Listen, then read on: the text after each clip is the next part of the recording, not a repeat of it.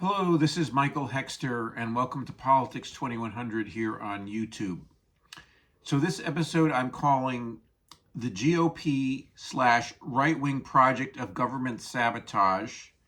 is based on a broadly shared fantasy economics. So within this title, I'm compressing a number of different ideas, and some of you might already know what I'm about to talk about, and others might find that some new ideas in it, or a bunch of different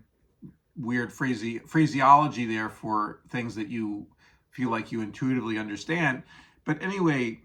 let me start with the predicate, or the last part of that title, fantasy economics. So the reality of the economy is based on interdependence, and is based upon a government that is interdependent with private actors. I mean, workers are private actors. They're, but also private corporations and so forth and so on. And they are all intertwined in a legal structure, and also not just a legal structure, but a structure of resource allocation, and also a monetary system that is run largely or run partly by the government, and that system is a system of interdependencies. And the fantasy, though, in the fantasy economics that is promoted by the GOP and by the right wing more generally, and also within, and this is where the broadly shared part, within academic economics, and also in the center of the political spectrum as well in the neoliberal era, is that the fantasy is that, in fact, that interdependence doesn't really exist, or is suboptimal, or that the economy is really led by private entrepreneurs, private corporations, inventing and inspiring and leading the economy, or on the other hand, consumers, private, in their private decisions, drawing along the economy in some form or another by their varying wishes and consumption decisions that that structure how those corporations try to meet those needs, and how and lead to the rise and fall of different companies over time because of their changing whims and will of the consumer. So anyway, so it's the economy then is a big private sector without a public sector, and also without real interdependencies between people, and also between corporations. So, for instance, things like monopolies and oligopolies, and also collusion between government and companies, and also unions, people coming together and demanding certain pay or certain working conditions through collective action. And so these interdependencies are made to appear to be either non-existent, or a form of corruption of this fantasy of the self founding individual, the self motivating individual that does not have any supports, does not have any dependencies, fundamental dependencies on other people, or for that matter, on an environment. So that person, or that corporation, or that entity is always springing forth from their own head, full blown, like the mythical Athena springing full blown from the head of Jove, a head of Jupiter. So anyway, so that or Zeus, to use the Greek name for the main god, okay, in that pantheon of gods. So anyway, the idea in the fantasy that is promoted by the right wing and by the GOP, but also through various economists, business economists, over and so on, is that somehow these miraculous acts by most often by rich people or by well-to-do people that drive the economy, that create all these different goods and services, or create demand for these goods and services through people making decisions about how to allocate their money and to buy certain things rather than other things. That all of this is a somewhat mysterious process, and also at a distance from the collective decision making that is made, or the leadership decision making that is made via governments, the rule making, and also the democracy part of in terms of the people making decisions and electing certain leaders because of their vision of how the economy and how the government should act within the economy. And so the right-wing fantasy then is a fantasy where government doesn't really have that they think that the left, or they think they attribute all dependency and all interdependency to their political opponents, who they imagine to be socialists or communists and so forth and so on, or just misguided liberals of some kind or another who just don't understand business and so forth and so on. Meanwhile, in the real world of business, in the real world of our macroeconomy overall, there are all kinds of interdependencies that people have, that people are constantly founding their own success or their own wealth or so forth and so on other people's either help, or in the form of a peer-to-peer relationship, or in a parasitic way in terms of extracting wealth from other people, or outcompeting or outgaming someone else in terms of getting the advantage vis-a-vis other people in terms of their placement either within the private economy in terms of the rules of that private economy, or by gaining advantage through relationships with various public entities, so forth and so on, or through quasi-public entities, or monopolies, basically, that dominate parts of our economy, where they create a relationship with an Amazon, or it used to be Microsoft, or an Apple, or so forth and so on, and then or Google, or a Facebook, and then through that gain advantage and potentially pushing out and bankrupting or reducing the income of various competitors, or workers who are thrown off out of their jobs because of the new situation that the economy is finding itself in due to all these interdependencies and the bootstrapping off of other people's work. And so anyway, so the this vision then of this more complex vision of interdependencies is just a description of reality, okay? And any business person will honestly explain these things if they are not trying to create an ideological, political case for a particular type of regulation or lack of regulation by claiming for themselves some kind of miraculous wealth creation machine or idea creation machine in their particular, within their particular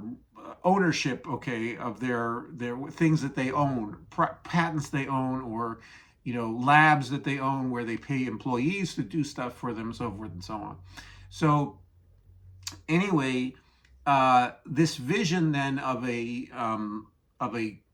self-sufficient, an island, every person an island unto themselves,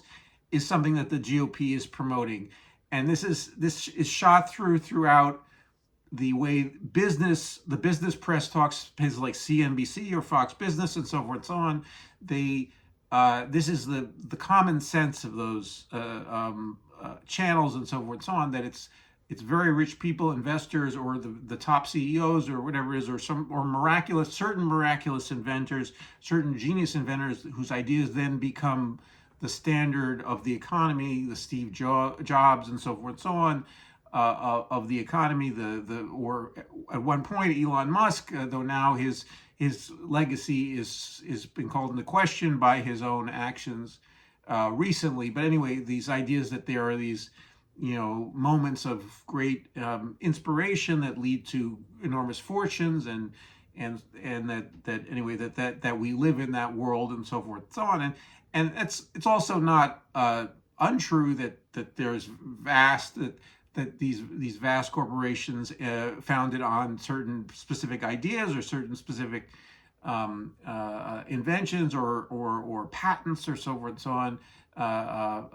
and then are then extremely influential. That's true, but also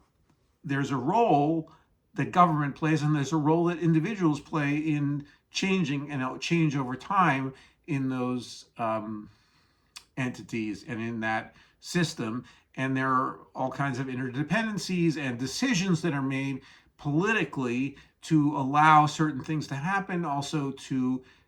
subsidies that the government offers to, for instance, SpaceX or Tesla or any number of other companies, so that the government is also always in an active role in that. But this fantasy is very compelling for people, and it's also widely dispersed throughout our public sphere, the discourse, so that the right wing, when they come in with their fanatical vision of this, their exaggerated cartoon version of this business common sense, or this pro-business, or it's not really pro-business, but it's pro-elite, economic fantasy version of pro oligarch, you could say, economic oligarch vision of the economy. When they come out and create their vision of that, when they actually act, for instance, in cutting regulation on companies, or when they cut the funding for the IRS, because then they would be auditing the rich and so forth and so on. And so it's they become the enablers of, or the most eager and most consistent enablers of the continuing power of the billionaire class of our increasingly oligarchic society, in the guise, though, of a sort of a common man. Everybody is kind of like bothered by government. The government is somehow a hindrance to everybody. Okay, and everybody really wants the government off their backs. And so really, right now in our economy, many people need to have government be a protector, and we also need government to protect us from both the way our economy has developed, and the infrastructure and our dependence on fossil fuels, among other things, to protect us from that by creating an alternative, by helping build, through various investment decisions, and regulation, and leading dirigisme, as I call it, the fancy French word for being a director of the economy to a much greater extent, for certainly a period of time, a period of 5-10 years, maybe 15 years. It depends on how quickly we can figure out how how to create this circular economy that we need, this economy that doesn't destabilize the biosphere, that doesn't eat or anymore, or that creates a harmonious relationship with the biosphere, a non-destabilizing, a non-extractive, or a minimally extractive, balanced relationship with the non-human biosphere. So anyway, including the geosphere, including the concentration of greenhouse gases in the atmosphere. So anyway, so this this fantasy, though, version of the economy is a way to try to block and sabotage the idea that government could do anything in the service of the donor class, of the current hyper wealthy people in the economy, who most of whom, not 100% of them, but most of whom, 98% of them, are very much attached to the existing system or some slight variation of it in the future that would help them earn more money. And the changing of that system in terms of the relationships of power, the relationships of the distribution of wealth, is all anathema to them. So the idea of sabotaging government is very attractive to many of those people, not all of them, but many of those people. And increasingly in this time of crisis, they are afraid of, in fact, and they rightly anticipate the vision of government that and they view it negatively. So some of these people, many of these people are quite smart, and so they realize that something like a government that is strongly regulatory, taxes at high levels to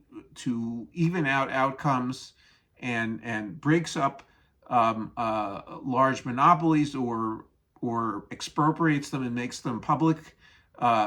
goods, public monopolies that are regulated by entities within the government, so forth and so on. And there are difficulties with that too. I'm not saying there's some ideal world that's portraying there, but still, what I'm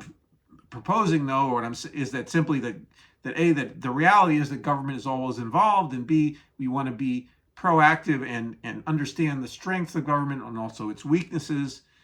but not filtered through this fantasy of a totally self-sustaining, self-sufficient, island-like private sector that is bothered by government, which is not what most Americans now are asking of government, but it is in the public sphere, or in the discourse that we have, monitored by government, not by the media. I'm sorry, that is by corporate media, and also by academics, for instance, in the economic profession. Most mainstream economists, not sort of heterodox economists. So the most of those within the discourse, it's still forbidden, I think, to talk, as I am today, about a government that is protective of people, that has a positive role in the economy,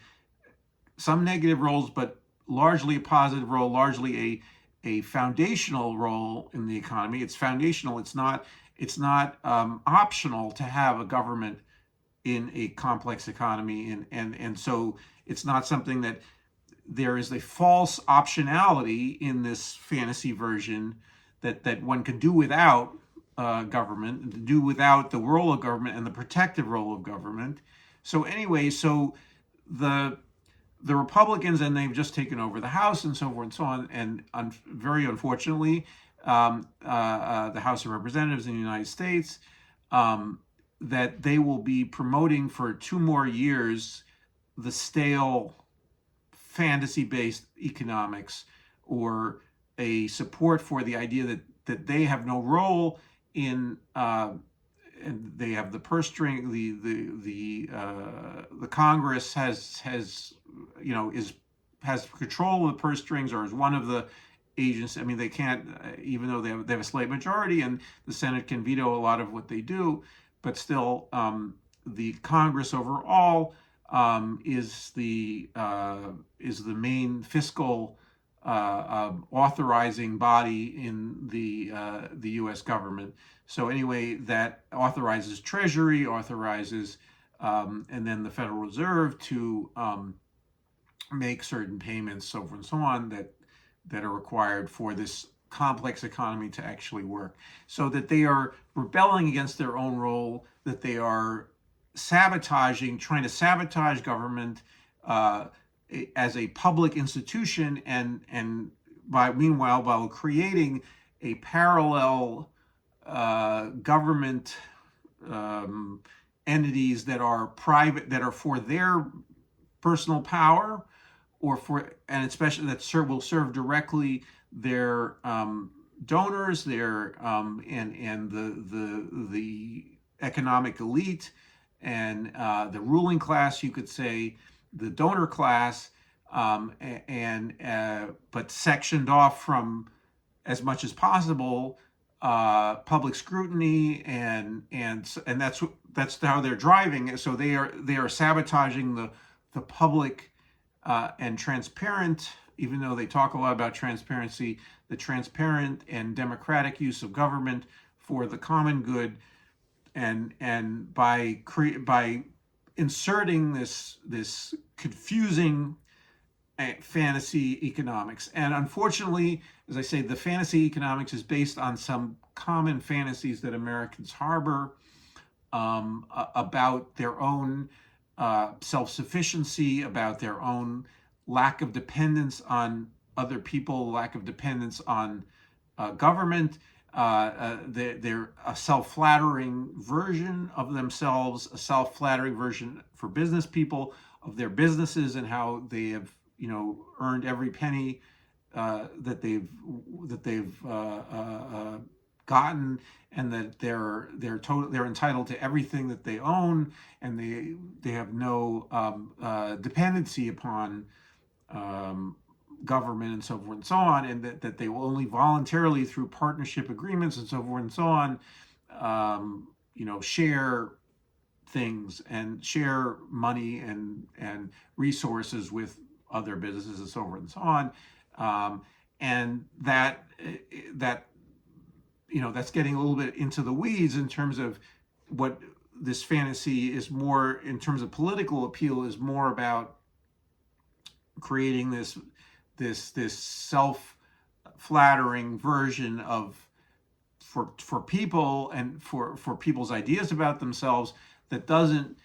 really face up to the reality of the economy, face up to the reality in the private sector, in the public sector, in their combination of those things, in the macroeconomy. It keeps us at an immature economic discourse, and an economic discourse that is based on a I consider childish fantasy, and that they are perfectly happy to keep on promoting it, because it's lucrative for them. It's flattering for the parts of the donor class that they are affiliated with, that are more reactionary and more part of the economy that needs to be either heavily regulated or basically shut down. Needs to be, for instance, the fossil fuel economy, and the other parts of the economy that are particularly damaging to our future prospects as a species, and as a nation, as a people. So anyway, I hope this. I think I've talked about at another episode a long time ago about the idea of a fantasy economics, and I just wanted to revive that in the context of the new political situation that we find ourselves in. And also, I'm going to talk more about how that the more moderate or centrist version of that fantasy economics undermines the Democratic Party and undermines efforts to actually forthrightly and precisely and effectively use government for the common good. So anyway, please share your comments and thoughts in the comments below, and I hope you liked the video. So if you did, please press like, and also if you're enjoying Politics 2100, please subscribe, and I look forward to seeing you in the next video.